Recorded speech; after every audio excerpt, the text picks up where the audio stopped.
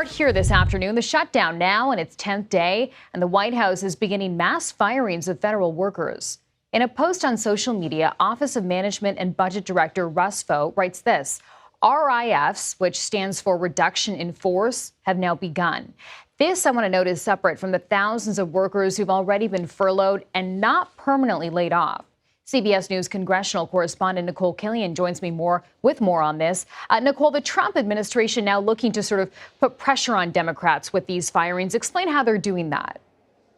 Well, look, we saw ahead of the shutdown that the White House Office of Management and Budget had put out a memo basically directing agencies to find potential reductions in force, or RIFs as they are called, in the event that a shutdown occur.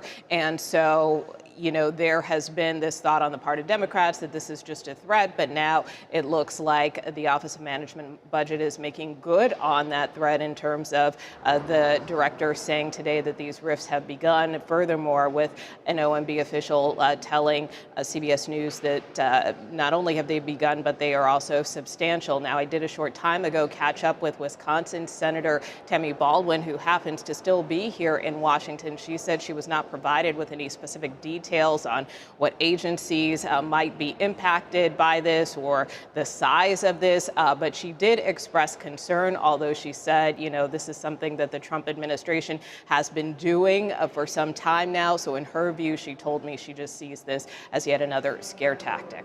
So, Nicole, as for what's ahead here, the House and Senate, we know, will both be out over the holiday weekend. So why aren't they planning to stay and hold some more votes to try to keep the government open? Well, look, I mean, it's a good question, and one where, at least if you talk to the speaker, he would tell you that, look, the House has already done its work. We passed this clean extension of funding. The ball is in the Senate's court. If you talk to Leader John Thune, he would tell you, well, we're just waiting on a few more Senate Democrats to cross over to support government funding. So that continues to be the line from Republican leaders. However, I didn't anticipate for the shutdown to be more than a week. But the one thing that I did anticipate, that if it did extend itself past a week and start to go into the second week, that Trump would make good on his promises. Because the one thing that we know about the Trump administration is that you can fuck around and find out. Real talk. Like, there has been nothing, and when I say nothing, I mean nothing off the table that he has said that could possibly happen that he did not execute on, including a situation where he warned Democrats that rifts were coming if an extension was not met. Now, whose fault y'all want to blame it on? We can pass the blame. We can go back and forth. I tend to think that it's silly because even Hakeem Jeffries and the House speakers and all of this stuff, like, they have always stood on the idea that you continue to negotiate and debate through the end of the year for a final resolution or a budget, while extensions keep the government open so that you can then fund the majority of the things that we see happening in the federal government, including our military, including TSA. You could talk about air traffic control. There's a ton of things, Social Security, all of that type of stuff. And although they continue to get their paychecks, the fact that they're holding up the federal government from continuing to be open by essentially standing on the idea that illegal migrants deserve health care coverage, and that they want to extend the Obamacare past the end of the year, and that they're basically holding up the federal government hostage. That's what I personally believe that they are doing in order to try to get leverage over, because you'll see them say stuff like, oh, they control all three branches of government, and they just throwing stuff out there.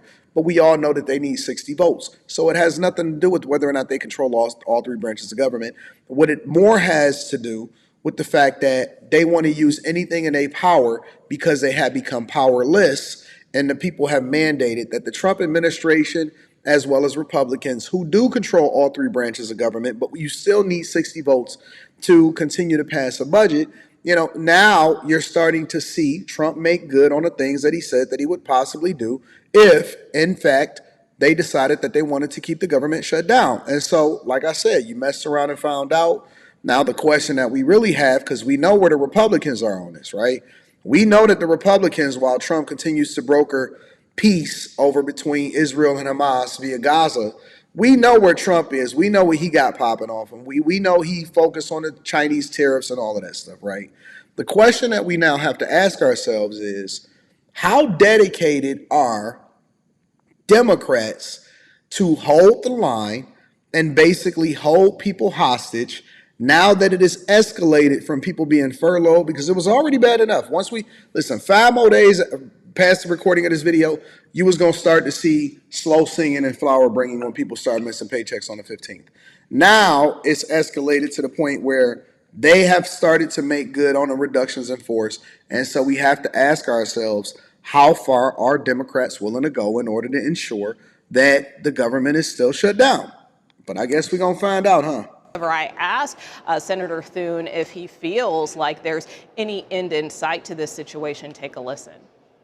Are you going to have any conversations over the next couple of days with Leader Schumer about that? And, you know, to Jake's point, I guess, do you feel like maybe you're getting closer to an off-ramp here? I think Leader Schumer is checked out. I don't think this is going to happen. I think this is going to happen organically with enough reasonable Senate Democrats who care enough about doing the right thing for their country and not what's in the best interests of their left-wing political base to come forward and help us find a solution. And those conversations continue. So as you heard Leader Thune there say he believes that this process will have to be organic. He said that he believes Leader Schumer, in his view, is checked out. Although if you talk to Leader Schumer, he would tell you that, look, we just want Republican leaders to come to the table here and address this issue of health care in a meaningful way. So that continues to be the divide, or that gulf between Democratic and Republican leaders right now here on Capitol Hill, which is why the government remains closed for a 10th straight day. Yeah, a really fluid situation. Nicole Killian, thank you. Also want to bring in CBS News Executive Director of White House and Politics, Finn Gomez, to talk more about the impact of all of this. Finn, great to have you on. Do we know who the White House is really aimed at firing right now amid this shutdown? And how many people are we talking about here? Yeah, Chanel, an OMB spokesperson confirmed to our own CBS News' Aaron Navarro that the rifts have begun and are, quote, substantial. They have not said where all the agencies and where the rifts are going to be impacting, which agencies. We do know, we did just learn that the rifts have begun at the Department of Homeland Security, according to Aaron Navarro. We don't know how many there specifically yet. We'll keep tracking that.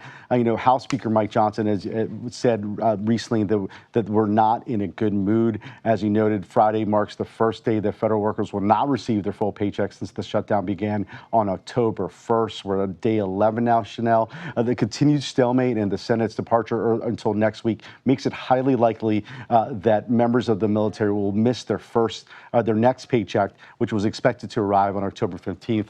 There was little movement towards ending the government shutdown after the Senate again rejected motions to advance competing spending bills for a seventh time Thursday. The shutdown will extend into next week, as the Senate left town late Thursday, is not planning to return until Tuesday at 3 p.m. There has been no movement in Democratic support for the House-passed stopgap measure. 3 Democrats continue to back the GOP measure. And as you know, this has had a rippling effect across federal government. Several U.S. airports have experienced flight delays this week due to the shortages of air traffic controllers who are considered essential workers and have been working without pay since funding lapsed earlier this month. So essentially what we're hearing is that there is no end in sight unless they individually negotiate with different Democrats that they think is a possibility for them to cross over the line and break from their party so that they can ultimately vote to keep the government open. I'm going to keep an eye on it. Let me know what y'all think inside of the comments. Make sure y'all tap into the Patreon. Link is in the description. Teach Henley, 40% off your first order, 20% off for life. I love you. I appreciate you. I'm on it.